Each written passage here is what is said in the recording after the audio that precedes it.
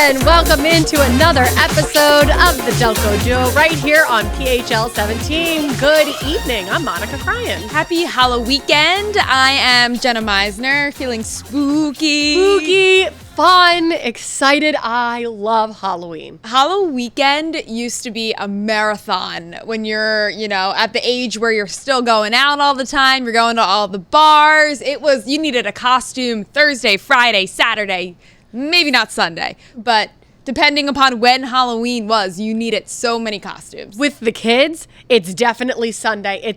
It's for us, it's Friday, Saturday, Sunday, Monday, Tuesday this year. It's 5 days of costumes. It's a marathon. It is a marathon, and it's so fun. I'm so excited. I love it. Every year I get so excited. The problem is it's just like bam, bam, bam, bam, bam, back to back to back to back. And with the kids in this costume, they better love this costume because you are spending, I don't know, almost a whole week. And that's one of the issues actually that we're going to get to a little bit later on. But first, let's take it to the debrief. I was going to say, I'm not sure that they're going to love the costume after you're taking it off, putting it on, taking it off, there's a point where you're tired of wearing the costume. And these costumes are, no matter how much you paid for them, they're still going to fall apart by the end of the weekend. They've been through battle. End of the week. They've been through it all, and you're lucky if it's still hanging on by a thread. So our debrief, what we want to talk about is how old is too old to go trick-or-treating. I think that this is a popular topic. I actually saw this on social media, like parents were debating at the age that you kind of stop the trick-or-treating. Yeah. So when did you stop trick-or-treating? I think I have an age in my head. Yes. But I want to hear what you think first. And then I'll tell you when I stopped trick-or-treating. I trick-or-treated through 6th grade, and then 7th and 8th grade, we hung out with friends. In the neighborhood? In the neighborhood. Yes, I think that's a natural progression. And in the neighborhood and from school. So I went and hung out with my friends I think we went to Narberth Park, and hung out at the park and just, I don't know, it wasn't cool. It wasn't cool. And I remember the whole time thinking like, I don't want to say it out loud, but I wish I was trick-or-treating. I was going to say the cutoff age for me, I think, is 13. I think when you are sort of considered a teenager, it's 8th grade. It's 8th grade. When you're most of the time, it's 8th grade. When you're considered a teenager, I think you no longer think that it's cool to trick or treat.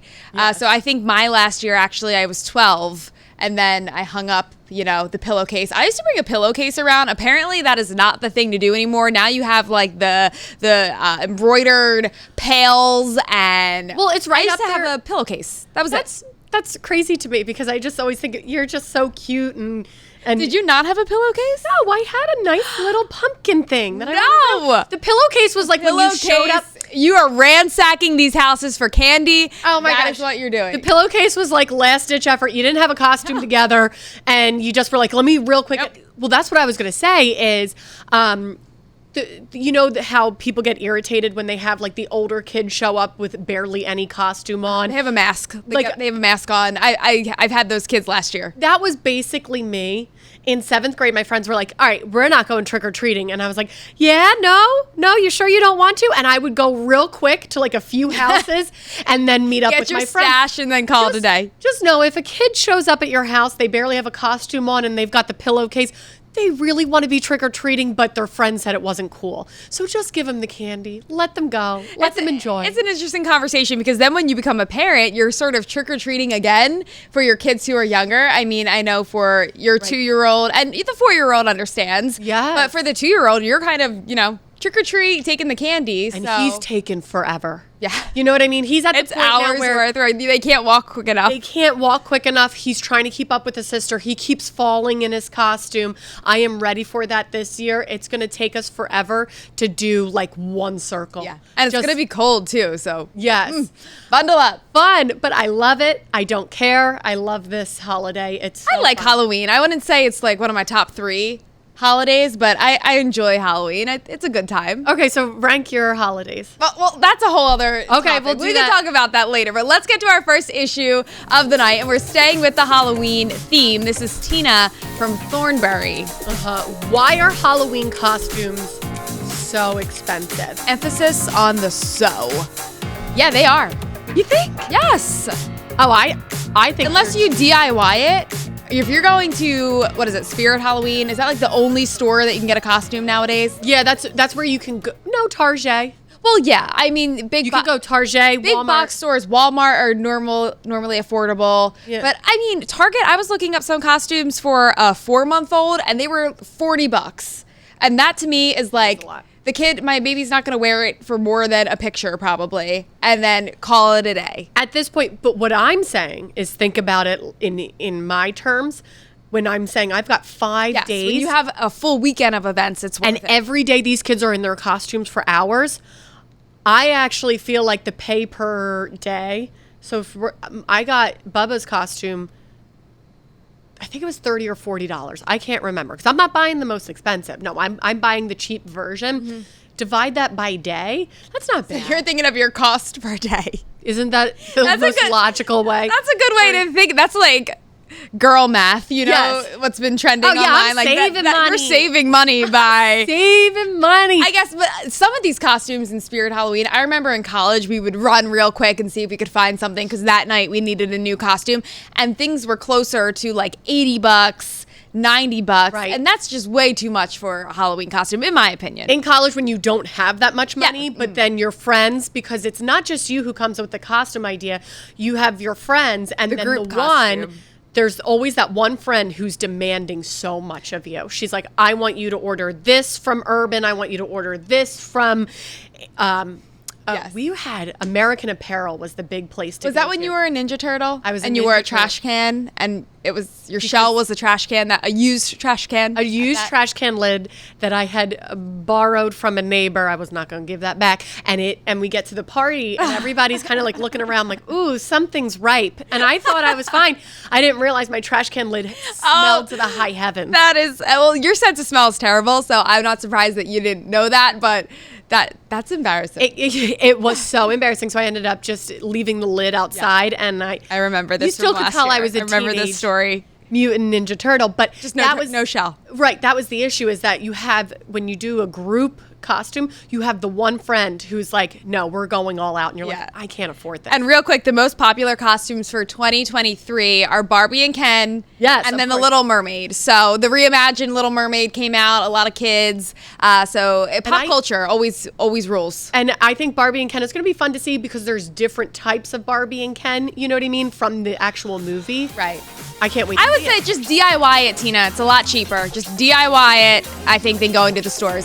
All right, coming up next, we're still talking about next door neighbors, and we're talking about, your neighborhood, of course, the Halloween theme. So make sure you stay with us.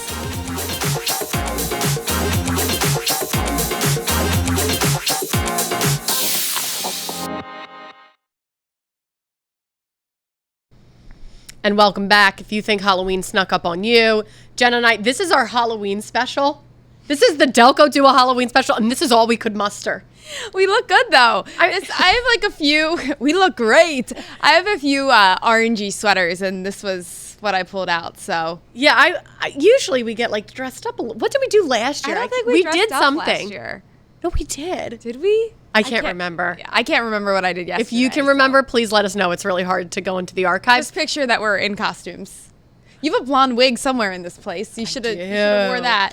I do. So if you aren't familiar, I had to do traffic for Jenna one morning. They asked me to do weather and traffic, and so I thought it would be fun. So talented. So talented. I was multifaceted. People were stuck in traffic they weren't aware of. And I wasn't either. But so I thought it would be fun. So I bought a blonde wig to act like Jenna. It was really fun to act like Jenna. It was not fun doing traffic. All right, let's get to our second issue. This is Danny from Drexel Hill. I need advice on my next door neighbors. At one point, our kids were friendly, but that quickly changed for reasons I don't understand. Now they bully my kids. I'm torn between telling my kids to ignore it or be awful back. I wouldn't be awful back, Danny. Right off the bat, that's my initial thoughts. Don't be awful back. I think what Danny, saying be awful back, and this is what they wrote in, so I did want to say that, but I think that there's a way to stick up for yourself without being awful back. Because you can't, ignoring it's tough. And at a certain point, you do have to tell your kid to stick up for themselves. And right. It's a valuable life lesson. Knock it off. But something must have went down. I mean, Danny says for reasons that I don't understand, something had to go down between these kids. I don't know how old they are now. Are they preteens? Are they I don't know. younger? Sometimes I do feel like kids can just, be nice in the beginning because... Well, me and my neighbors, we used to fight all the time. One of my best friends growing up was my next door neighbor. We would fight constantly. Yes. And we'd had 2 separate swing sets, and she'd play on hers and I'd play on mine, and our moms would look out the window and know that we were in a fight because we were both playing on our separate swing sets. I did not fight with... we had a very good group from our neighborhood, and I didn't fight with them, but they would sometimes argue. It was because you're together so much. You're after school, it's like family. You're playing on the weekends. It's truly like a sister or brother. You're gonna fight. There is a difference though between fighting and bullying. Yeah, fighting is, you know what? That's just going to happen. Right. Friends and best of friends and kids are going to argue and fight. It's the bullying. It's calling names, especially if it's one-sided. That's not right. I feel like, so at one point when I was being bullied, and I don't mean to laugh at you, but your young. trauma is showing right now. Yes. Your trauma is coming out. I never forgot. I went home, I told my dad, and he told me to push the person back. Like if they're pushing you, because it was getting it like a physical bully. My dad said, push the kid back once. Okay. Yes. Push the kid back once and say, and how'd that work out for me. you? I never got to that. I didn't have to. Okay. But I remember as she's like walking towards me, I'm thinking, hands up. Stretch it don't out. come any closer. But I think that's the you. thing is, if you kind of present yourself with a higher confidence, and maybe I had a confidence about me after that, and so she never didn't want to messed mess with me. you. She didn't want to mess with me, but you kind of got to say, stick up for yourself. You I don't have totally to be agree. A bully back. Stick up for yourself. You don't have to be a bully back. You don't have to be mean back. You don't have to be awful back, but you got to stick up for yourself. I agree. That's and siblings too. That's a good lesson. Maybe if some of the siblings, that's what's so nice about having siblings. If you've got a few kids, tell them that they got to stick together. That is their family, and they stick together, and they got to stick up for their siblings. I like it. I think that's reasonable. And I mean, we're talking about Halloween, and so now what do we do? Do you knock on that door for candy? Yes. Do you get the parents involved? That's another angle to this. Like the kids at this point seem to be handling it, but at what point are you getting involved and saying, hey, your kid is picking on my kid? No, I don't think so, because you really don't know. They could be hearing something very similar. Two sides to every story. It's true. Yeah, and so I would not necessarily get involved at this moment, especially if it's just name calling and everything. Also, you can tell your kids, like, you don't have to hang out with these guys.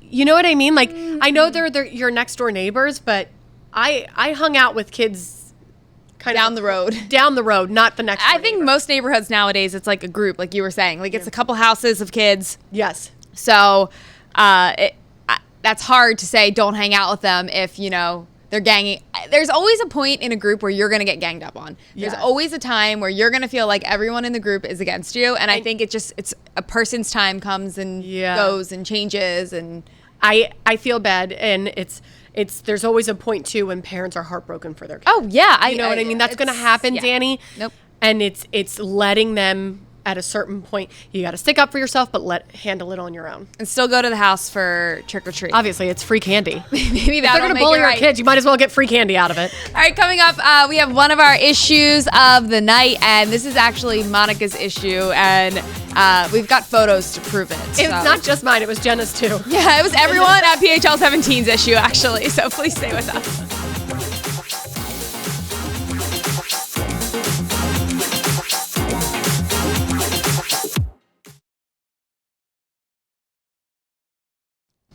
And welcome back. So much trauma. We were just talking during the commercial break. Monica's shocked that I can't remember a time that I felt outwardly bullied. So Monica just jumped to the assumption that I was the bully because I can't remember She's like, a time. no, I wasn't the bully. I just had a really good group of 9 friends. I'm like, that sounds like a clique. Sounds like who was going after Monica. No, I mean, of course, there's things you block out of your memory. You know what? It's all fine. In the end, things worked out by college. Just hang in there. You got 18 years. Just hang in there. It's all going to be okay. Okay. That's not even my issue. Let's get to my issue.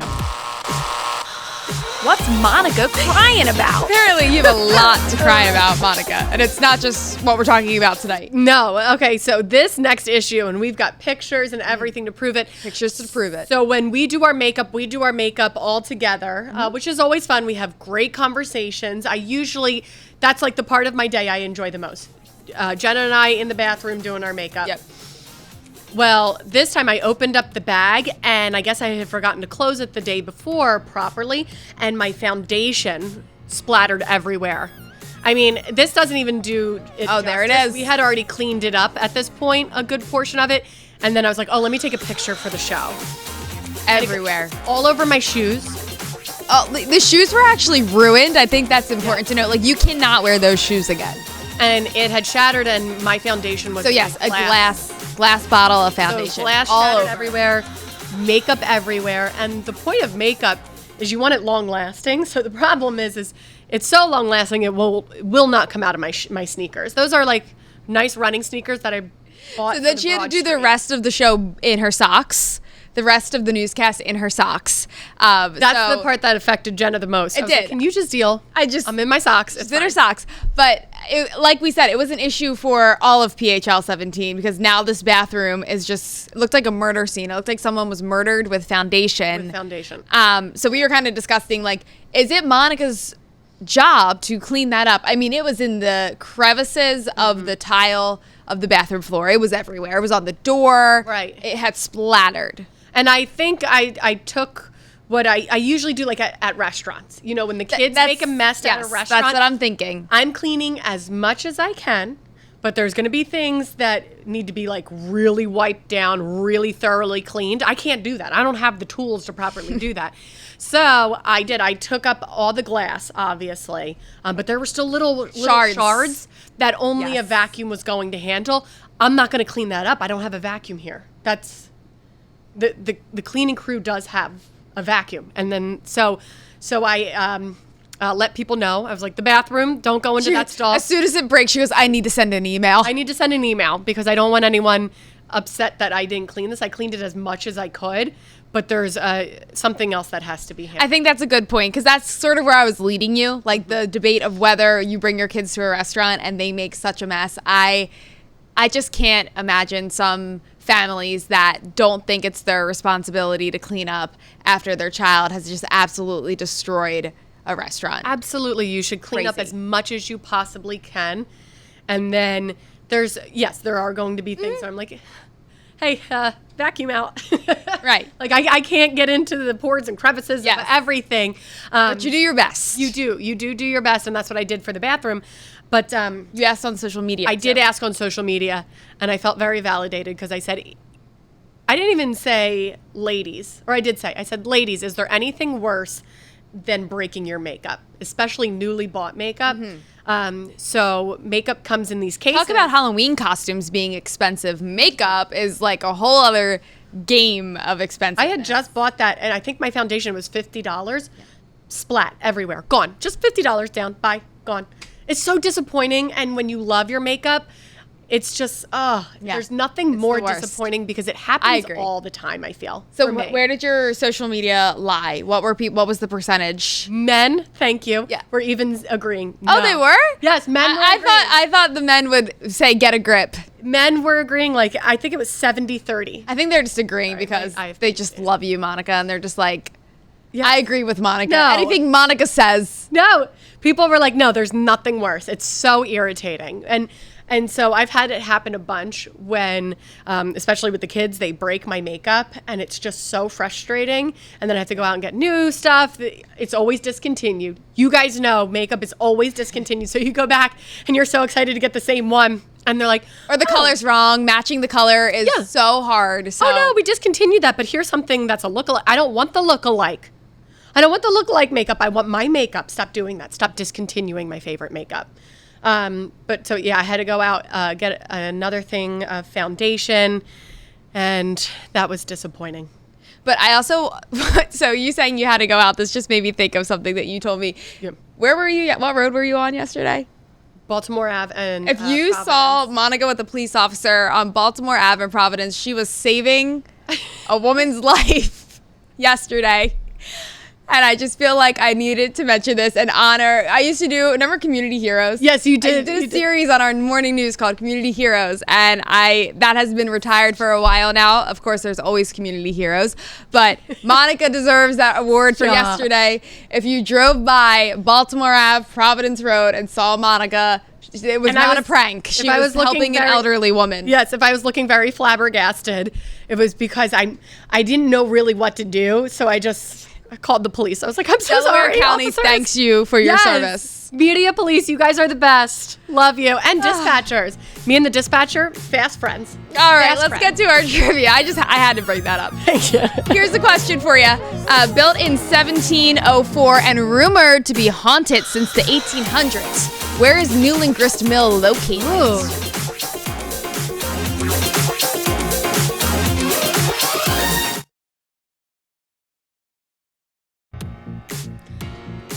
All right. You may have seen the Newland Grist Mill. It is located in Drum roll, please. Glen Mill. Glen Mill. Monica's newfound obsession with the Newland Grist Mill after doing all of the research about its history.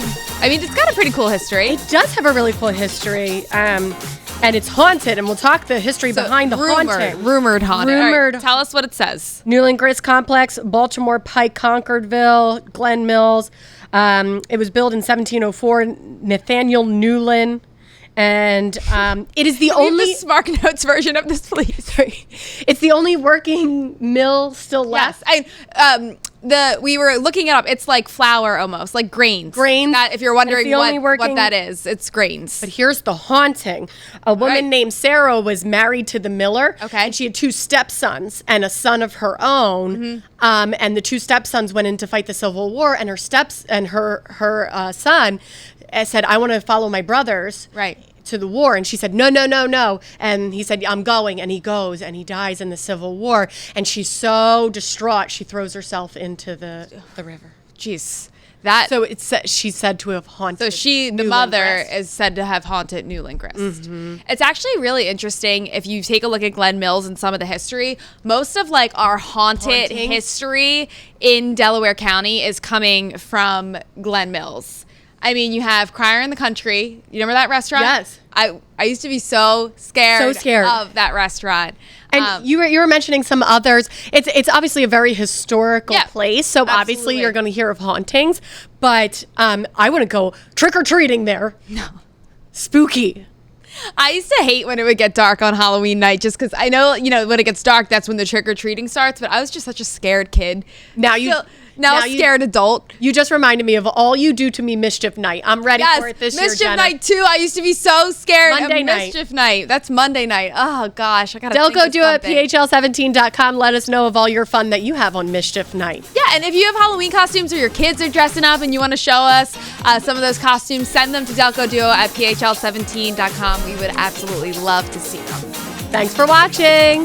We will see you next Saturday.